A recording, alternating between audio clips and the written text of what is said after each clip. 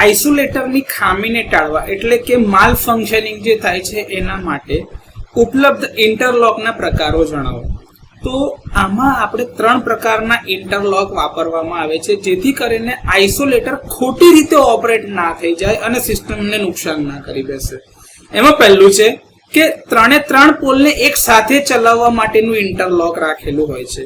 એટલે કે સિસ્ટમની અંદરમાં આઇસોલેટરના 3 પોલ એટલે કે 3 ફેઝમાં R, Y અને B એ 3 પોલના આઇસોલેટર એક સાથે ક્લોઝ થાય અથવા તો 3 એક સાથે ઓપન થાય જેથી કરીને એક સિક્વન્સ મેન્ટેન રહી શકે.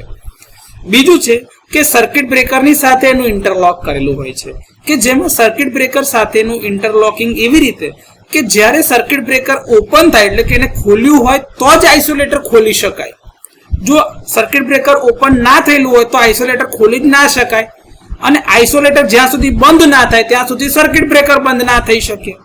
આને ઇલેક્ટ્રિકલ ઇન્ટરલોક તરીકે પણ ઓળખાય છે કે જેમાં સર્કિટ બ્રેકર પહેલેથી જ ખુલ્લું ન હોય ત્યાં સુધી આઇસોલેટર ખોલી શકાય નહીં અને એ જ ખાતરી કરે છે કે કોઈ લોડ જોડાયેલ નથી જેથી કરીને એનું ઓપરેશન નો લોડ પર જ રહે.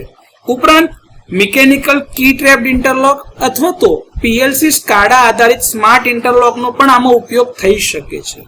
ત્રીજા પ્રકારનું ઇન્ટરલોક અર્થ સ્વિચની સાથે કરવામાં આવે છે કે જ્યારે આઇસોલેટર સાથે અર્થ સ્વિચનો આપણે ઉપયોગ કરતા હોઈએ ત્યારે આઇસોલેટર ખોલ્યા પછી જ અર્થ સ્વિચ બંધ કરી શકાય. સિક્વન્શિયલ ઇન્ટરલોકનો એક પ્રકાર છે કે જેમાં એક સિક્વન્સ લાગુ કરવામાં આવે છે કે જ્યાં અર્થ સ્વિચ ખુલ્લી હોય તો આઇસોલેટર હંમેશા બંધ જ હોય. આઇસોલેટર જો બંધ હોય તો અર્થ સ્વિચ ઓપન હોય. આ જ રીતનું ઇન્ટરલોકિંગ કરેલું હોય છે જેથી કરીને એનું ખોટું ઓપરેશન ના થાય અને સિસ્ટમને નુકસાન ના થાય. તો આ રીતે આઇસોલેટરના ખોટા એટલે કે માલ ફંક્શનિંગને ટાળવા માટે આ 3 પ્રકારના ઇન્ટરલોકિંગ કરવામાં આવે.